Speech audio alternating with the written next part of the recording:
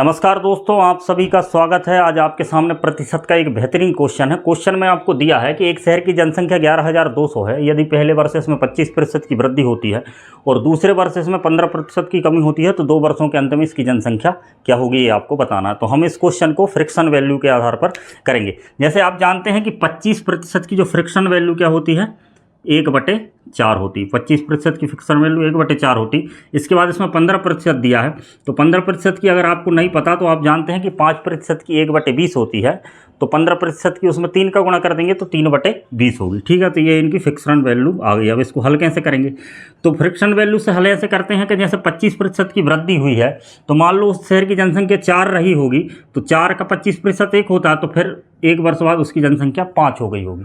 अब यहाँ पर 15% की कमी हुई तो यहाँ पर 20 रही होगी उस शहर की जनसंख्या और उसमें 3 की कमी हो गई तो ये 17 हो गई। ठीक है, अब इसको हल करेंगे तो सबसे पहले ये इससे कट जाएगा 5 चौके 20। ठीक है, तो ये हो गया 4 चौके 16 और ये 16 से 5 एकम 5 है 17, मतलब शहर की जनसंख्या 16 से 17 हुई।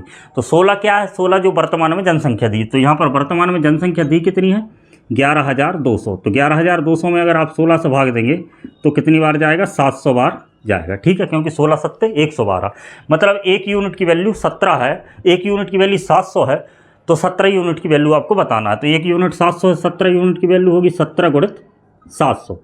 और आप जानते हैं 17 के पहाड़े में 17 सत्ते 119 होता है, तो 119 और ये 700 की 2 जीरो, तो मतलब शहर की जनसंख्या आपकी निकल गई कितनी, 11,900। तो इस प्रकार आप इस क्वेश्चन को फ्रिक्शन वैल्यू के आधार पर कर सकते हैं। धन्यवाद।